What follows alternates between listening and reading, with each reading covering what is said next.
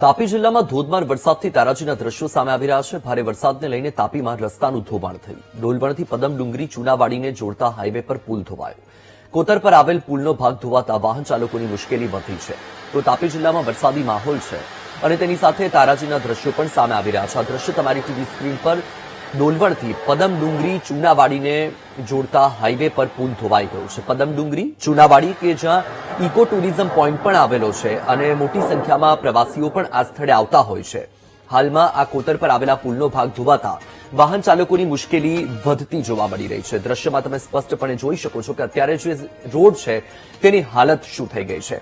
દ્રશ્ય તમારી TV screen પર વીટીવી ન્યૂઝ આપને તમામ જે અપડેટ છે ગ્રાઉન્ડ ઝીરો પર જે પરિસ્થિતિ છે એ પરિસ્થિતિ હાલમાં બતાવી રહી છે, કારણ કે રાજ્યભરમાં વરસાદી માહોલ જામ્યો છે। છેલ્લા 2 દિવસથી રાજ્યમાં વરસાદ વરસી રહ્યો છે અને હજુ પણ આગામી સમયમાં વરસાદની આગાહી કરવામાં આવી છે। ખાસ કરીને દક્ષિણ ગુજરાત અને સૌરાષ્ટ્રના જે ભાગો છે તેને મેઘરાજા ઘમરોળી રહ્યા છે। ત્યારે હાલમાં તાપી જિલ્લાની જે પરિસ્થિતિ છે દ્રશ્ય તમારી ટીવી સ્ક્રીન પર ડોલવણથી પદમ ડુંગરી જતો જે રસ્તો છે એ રસ્તો ધોવાયો છે।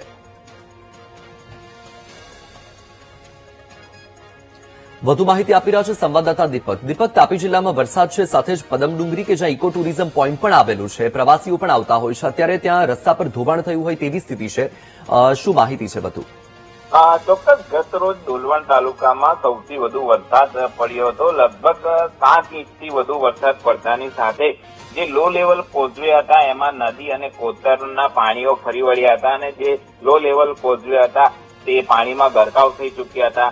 ગત રોજની વાત કરીએ તો ગત રોજ લગભગ 36 જેટલા જે લો લેવલ કોઝવે છે ડોલવણ તાલુકાના એ પાણીમાં ગરકાવ થતા વાહન વ્યવહાર માટે તંત્ર દ્વારા બંધ કરી દેવામાં આવ્યા હતા અને જે પાણી ઓસર્યા બધા જે નુકસાનીના જે દ્રશ્યો જે સામે આવ્યા છે એ ડોલવણથી પદમ ડુંગરી અને ચુનાવાડીને જોડતો જે સ્ટેટ હાઈવે છે તેના પર કોતરના પાણી ફરી વળતા આ એપ્રોચ બંને તરફથી ધોવાઈ ગયો હતો, જેને પગલે ડોલવણથી પદમ ડુંગરી પાટકવાડી ચુનાવાડી બાજુ જતા લોકોના જે વાહન ચાલકો છે એ લોકોની હાલાકીમાં બી વધારો નોંધાયો છે। અને ખાસ કરીને વાત કરવામાં આવી તો પદમ ડુંગરી એ ઇકો ટુરિઝમ છે અને હમણાં ચોમાસાની ઋતુની શરૂઆત થતાની સાથે જ ત્યાં પર્યટકોનો બી અવર જવર વધુ રહેશે, ત્યારે આ એપ્રોચ ધોવાઈ જતા ત્યાંના અવર જવર માટે વાહન ચાલકોને હાલાકીમાં વધારો થયો છે। હાલ તો તાત્કાલિક ધોરણે આરએનબી વિભાગ દ્વારા એને રિપેરિંગ કામ પણ શરૂ કરી દેવામાં આવ્યું છે, પરંતુ ખાસ કરીને પડેલા વરસાદને પગલે જે ગ્રામ્ય વિસ્તારના જે લો લેવલ કોઝવે પાણીમાં ગરકાવ થઈ જતા